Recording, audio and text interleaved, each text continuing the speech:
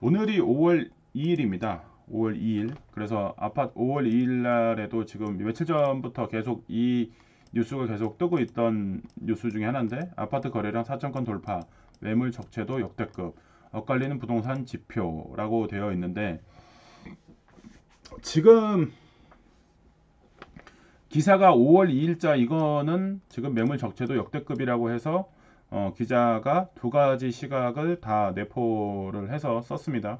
근데 다른 기사를 쓴 거를 봐보면 4천건 서울 아파트 바닥 찍고 상승으로 전환, 그리고 대세 상승, 뭐 이런 식으로 기사를 쓴 사람들도 있긴 합니다. 대세 상승이 맞는지에 대해서는 좀 여러 가지 의문점들이 생기는데, 오늘 한번 현재 기준에서의 내용을 정리해서 한번 말씀을 드리겠습니다. 지금 현재 그 3월 거래량 정리된 거가, 지금 3월 기준 거래량 4천건이 돌파를 한 거는 맞아요. 여기 있는 것처럼 2021년 8월 수준으로 회복을 했다라고 되어 있긴 합니다. 그런데 수도권 매물이 역대급으로 쌓여 있는 데다가 집값이 전고점을 회복한 경우도 드물어 의미 있는 움직임으로 보기는 어렵다는 주장도 많다라고 이렇게 지금 되어 있어요. 그래서 이제 이게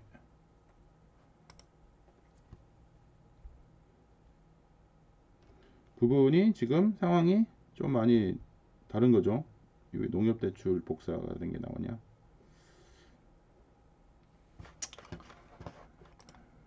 이게 복사가 안 됐냐?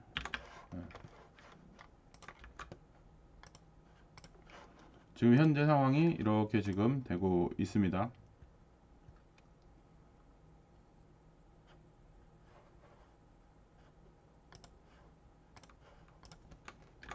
근데 지금 또 하나 체크형을 같이 해봐야 되는 것 중에 하나가 뭐가 있냐면 이겁니다. 서울 아파트 거래량 증가, 가계대출도 700조 넘나. 지금 보면은 대출도 늘어나고 있는 것도 상황도 맞는 거예요.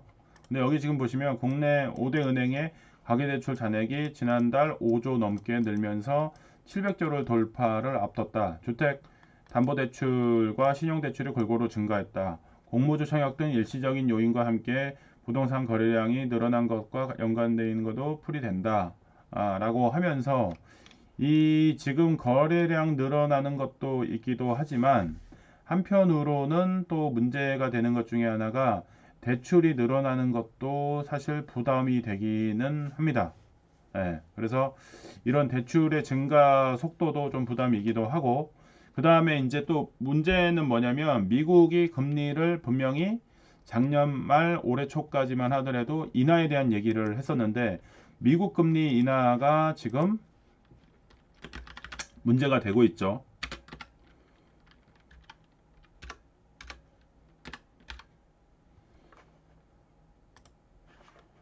지금 이렇게 보시면은 이 금리 인하 부분에 대해서 지금 추세적으로 빠른 시일 내에 되기는 지금 어려운 상황이 돼버렸습니다. 그래서 이제 금리 인하에 대해서 속도가 금리 인하라고 치면 지금 금리 인하 6회 연속 동결의 방점이 지금 기정사실화 이렇게 이제 방점이 되고 있는 상황이다 보니까 금리 인하를 할 수 없는 상황에 놓여 있어요. 그리고 한국하고 미국하고 금리 차이도 여전히 높은 상황이다 보니까 저희도 쉽게 금리를 내릴 수 있는 상황은 아니다. 그래서 금리를 내리지 않는 상황에서 많은 투자자들이 투자를 위해서 나서기에는 좀 부담스럽지 않을까. 그래서 역으로 제가 말씀드린 게 뭐냐면 지금 현금 있는 사람들만 제일 유리한 시장 중에 하나다. 왜?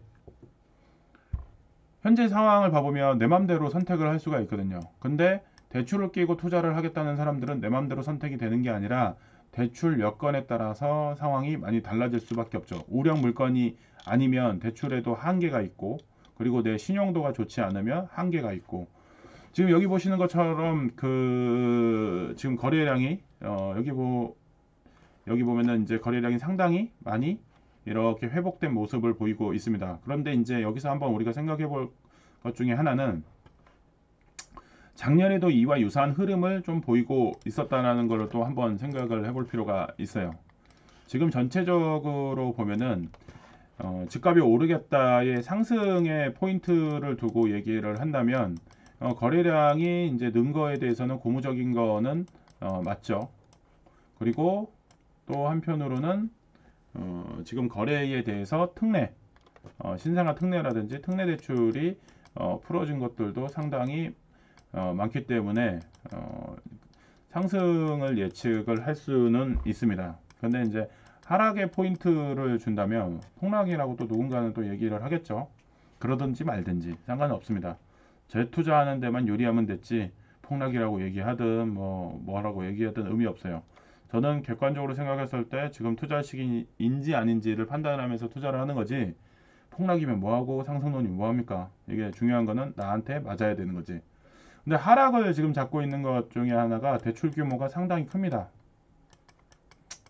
지금 보시면은 제가 좀 전에 이제 오타로 농협 대출 관련돼서 지금 그 링크를 복사해서 붙여놨는데, 지금 오늘도 종전에도 농협 대출을 한번 체크를 해봤는데 대출이 늘어나다 보니까 결국에는 또 문제가 생기는 거냐, 대출 규제가 들어가고 있어요.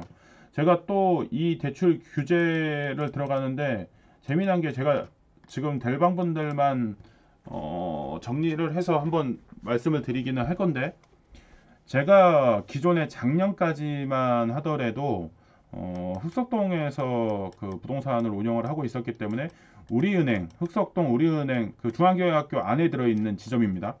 그 지점에서 청년들 대상으로 하는 저리대출 상품을 있으니까 청년들 그 전세대출 할 때 본인한테 얘기를 하시면 이 부분 잘 정리를 하겠다라고 얘기를 했었는데, 오늘 제가 좀 전에 이 라이브 하기 직전에 통화를 해보니까는 연체 대학생들 대상으로 대출을 하다 보니까는 연체도 발생을 하고, 그 다음에 부실 대출도 발생을 하는 사건이 생기고 있다고 합니다. 부실 대출도 늘어나는 상황이어서 현재 중앙대학교 우리은행 지점에서는 청년 대출 관련해서는 잠시 보류를 하고 있다라고 얘기를 하더라고요. 이게 우리은행 전체는 아닌데, 그래서 이제 지금 현재 상황에서 제가 확인을 해보니까 이런 상황들이 대출을 규제를 하고 이런 상황으로 넘어가는 상황에서 쉽게 상승으로 예단하기는 좀 어려운 거 아닌가라고 생각을 합니다. 이 대출 규제하고 어떤 부분이 있냐면 유동성 문제가 있죠. 시중의 유동성이 풀리지 않는 상황이 되다 보니까 매수할 자금이 그렇게 넉넉치가 않은 상황입니다. 그래서 이런 상황 속에서 대출도 잘 되지도 않고, 그리고 이제 문제는 취득세 중과 문제도 있고, 그리고 다주택자들이 집 정리가 안 되고 있어요. 지금 여기 보면 역대급 매물이 쏟아지고 있다고 얘기하잖아요. 수도권 지역에. 근데 또 재미난 게 뭐냐면 서울이 다주택으로 갖고 있는 사람도 있지만 투자를 했던 사람들이 특징 중에 하나는 수도권에 상당한 매물을 갖고 있어요. 그래서 이 매물이 소화가 돼야 되는데 지금 거래가 되지를 않고 있습니다. 경기도 매물이. 이렇게 매매를 희망을 하는데 매물이 지금 증가하는 추세로 되어 있는 상황에서 매물은 증가는 하는데 거래가 안 되니, 이 거래가 서울시 거래량만으로는 전체 부동산 시장이 회복이다, 상승이다, 쉽게 판단하기가 쉽지가 지금 않은 상황이에요. 그래서 이제 이런 부분들도 좀 우리가 감안을 해야 되지 않을까라고 생각을 합니다. 그리고 이제 이런 부분들도 감안을 하면서 또 생각을 해볼 게 뭐냐면, 그러면 네가 생각하는 추세 상승은 어떤 의미에서 추세 상승이고 들어가는 게 좋겠다라고 생각을 하느냐라고 얘기를 할 수가 있을 텐데, 제가 이제 말씀을 드리면 여기 잘 보시면 됩니다. 요 지점입니다. 요 지점 1월, 2월 할 때 이때 무슨 일이 생겼냐 하면은 특례 대출을 실행을 하겠다고 했었습니다. 그래서 특례 대출이 실행이 되면서 3월 달부터 본격적으로 시행이 됐죠. 그러면서 거래량은 올라가긴 했어요. 거래량이. 그런데 거래량이 올라가다가 무슨 일이 생겼냐면 특례 대출이 없어집니다. 그러면서 꼬꾸라졌습니다. 다시 12월까지 이렇게. 지금도 유사한 상황의 패턴이 벌어지고 있어요.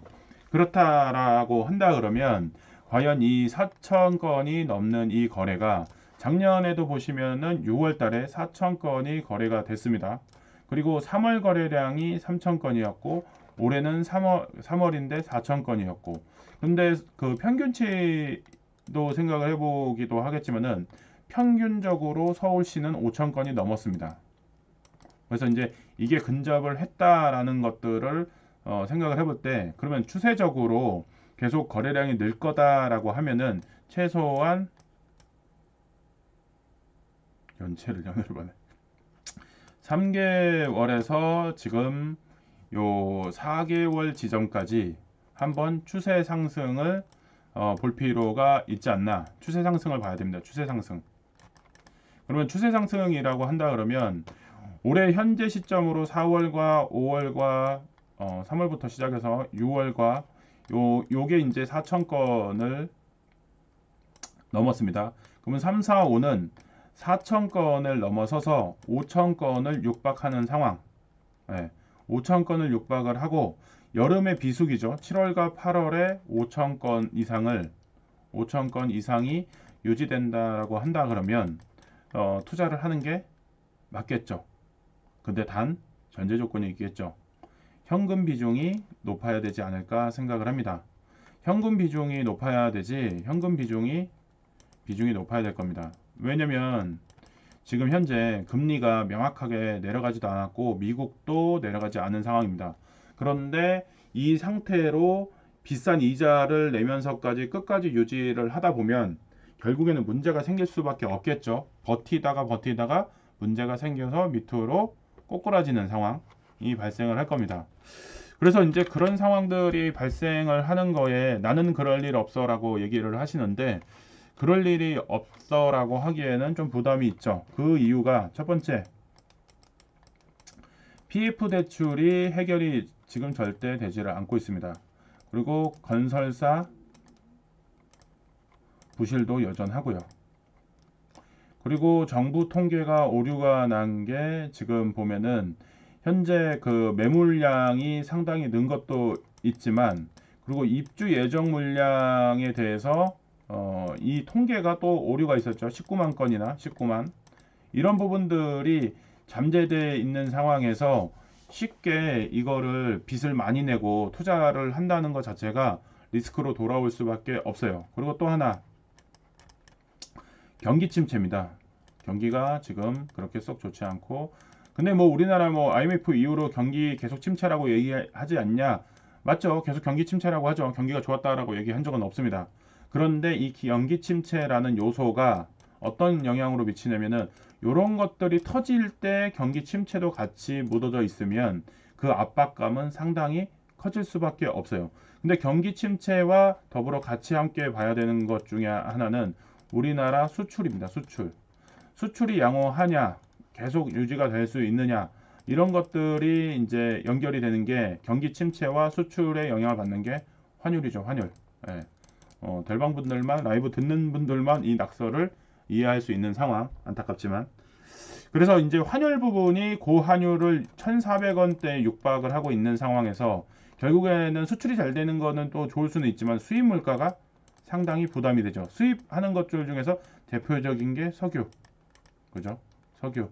그 다음에 원자재. 원자재는 우리가 먹는 거를 포함해서 많은 부분들이 원자재가 포함이 돼 있죠.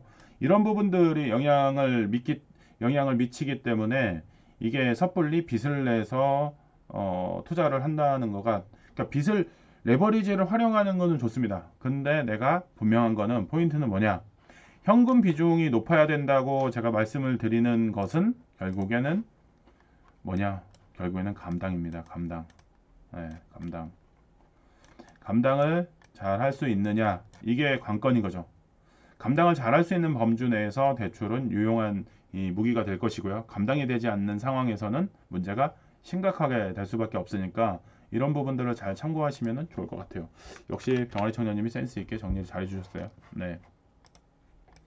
자, 그래서 이런 부분들도 함께 체크를 하시면은 좋지 않을까 생각이 듭니다. 그래서 지금 현재 상황들을 고려했을 때 한편으로는 위기인 거 맞는데 또 한편으로는 또 기회가 또 동시에 찾아오고 있으니까 요번에 향후 4월부터 6월까지 거래량 꼭 체크를 해보는 게 좀 필요하겠다.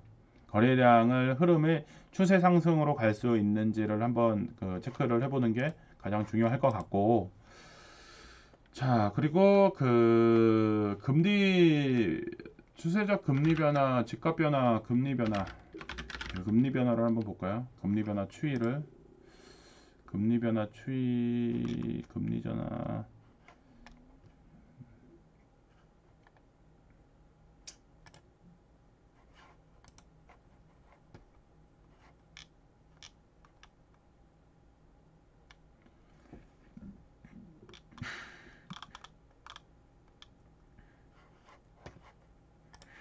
금리 변화 추이도 한번 같이 체크를 해보는 게 이제 좋을 텐데, 여기 이제 뒷부분이 이제 좀 잘리긴 했어요.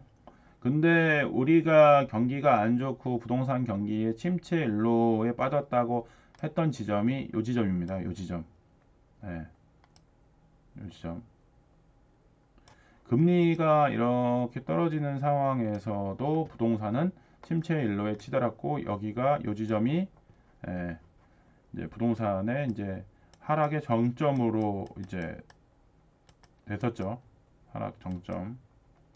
그래서 이 부분도 한번 지금 한번 잘 동시에 같이 체크를 해보면은 좋을 것 같아요. 그래서 이제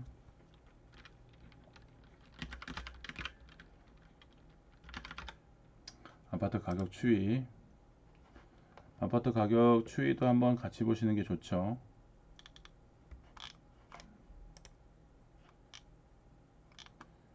모양이 이쁘게 나온 게 하나 있는데 여기는 아파트 가격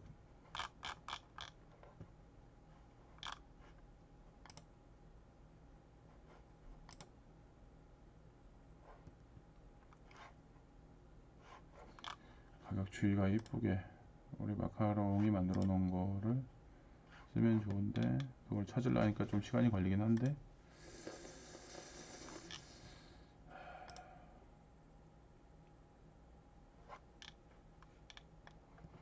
허겁지겁 허겁지겁 들어올 것까지는 없는데 허겁지겁 안 들어와도 되는데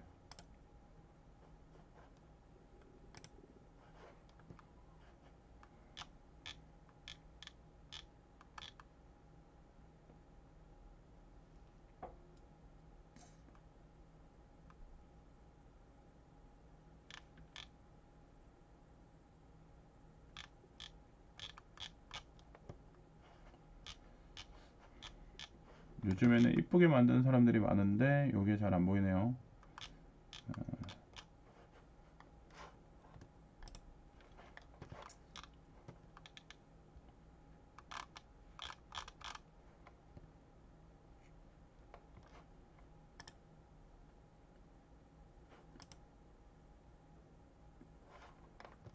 요게 가장 이쁘네요. 아, 깔끔하게 됐다. 원하는 거. 아, 요런 느낌. 요런 느낌이 좋습니다. 매매 가격, 그 다음에 매매 가격이랑 그 다음에 이제 이 거래량의 흐름이랑 뭐 이렇게 지금 되어 있는데 여기 이제 지금 보시면은 2013년, 2014년 이후쯤에 해서 지금 전체적으로 보면 가격이 빠지는 구간들, 가격이 빠지면서 다시 또 가격이 오르는 구간들 이렇게 이제 좀 되어 있습니다. 그래서 이제 이런 상황들이 우리나라가 되고 있었는데 요 흐름에서 지금 21년, 22년이 정점에 다다랐죠. 정점에. 이 정점에 다다른 상황에서 다시 밑으로 빠지는데 이게 얼마나 빠질 것이냐. 이게 또 관건이긴 하죠. 요 부분에서 이렇게 내려오긴 하는데 요거 또 요거지만은 또 데스켓 바운스가 된 차트들도 있긴 한데 그거를 보면서 추이를 지금 가격 흐름의 추이, 금리의 추이 이런 것들도 동시에 한번 체크를 반드시 해보는 게 좋지 않을까 생각이 듭니다. 요게 이제 더 좀 자세하게 나왔네. 매매 거래량도 이게 지금 여기 지금 보시면은 매매 거래량이 이렇게 파란색으로 표시가 되어 있고 매매 전세 가격의 흐름을 보시면은 밑으로 빠져 있는 거, 이게 이제 가장 이쁘게 잘 표현이 되어 있네요. 이렇게 되어 있는 게 지금 현재 봐보면, 이렇게 지금 봐보시면은 거래량이 분명히 늘어야 됩니다. 거래량이 늘지 않고서는 답이 없어요. 그러면은 요 거래량이 늘어나는 요 지점 봐보면 여기가 요 지점이죠. 요 지점 12만 건이 넘어서는 요런 지점들, 요 지점으로 넘어가면서 거래량이 터지면서 결국에는 요 시점에 13년도 14년도 요 시점에 물건을 사신 분들이 이게 가격이 쭉 올라가는 현상이 생겨버린 거죠. 그래서 이런 것들도 같이 한번, 과거가 똑같이 일어나겠냐라고 얘기를 하시는 분도 있지만 과거와 똑같이 일어나지 말라는 법도 없습니다. 왜냐하면 비슷한 상황이 생기면 전쟁은 나는 거거든요. 전쟁은 그런 유사한 상황이 생겼을 때 전쟁이 나는 거거든요. 준비를 안 했기 때문에 전쟁이 또 나는 거고, 거기에서의 위기를 기회로 만들지 못하거나 아니면은 찬스를 잘 잡아서 기회를 살리거나, 둘 중에 하나입니다. 지금 똑같은 일이 일어날 일은 없다라고 주장하시는 분들이 있는데, 예, 그런 일이 발생을 하죠. 하나 말씀을 드리면, 역사가 반복되는 부분도 있기도 하지만 또 하나 잘 생각해 보면 재미난 거 하나, 기억을 상식적인 측면에서 하나 기억하면 좋을 거를 하나 말씀드릴게요. 1392년, 자, 자몽님이 듣고 있다고 했으니까 1392년은 무슨 일이 일어났죠, 우리나라에? 1392년 1392년에 우리나라에는 무슨 일이 일어났죠? 자몽님이 지금 대답을 못하시면 다른 분이라도 아시는 분?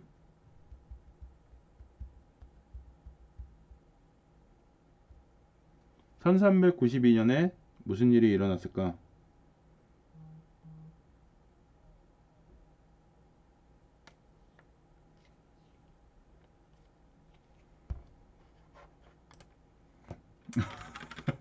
그러니까 나이가 많다고 얘기한 적 없어요. 저는 나이가 많다고 얘기한 적이 없는데, 1392년에 일어난 거는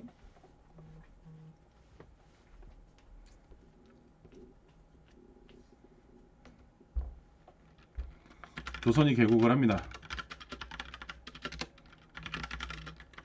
200년 뒤에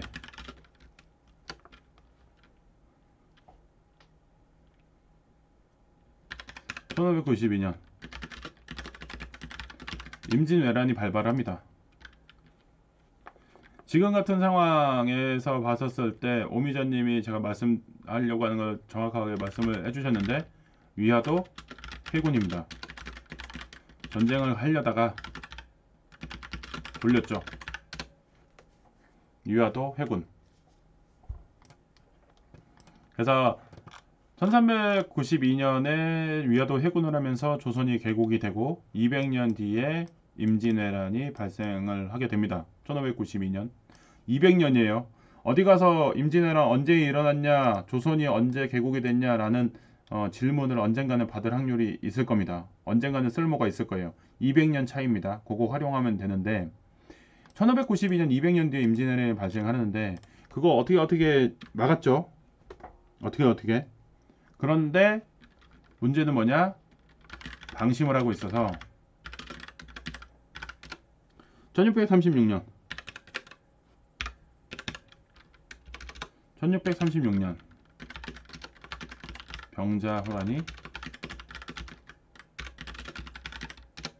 병자호란이 발생을 합니다.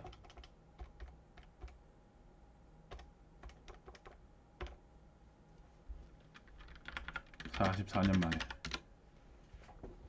제가 갑자기 뭐 임진왜란, 병자호란 얘기를 왜 하냐면, 앞전에 그 부동산 주기가 10년이라고 생각을 하고 있었어요. 10년.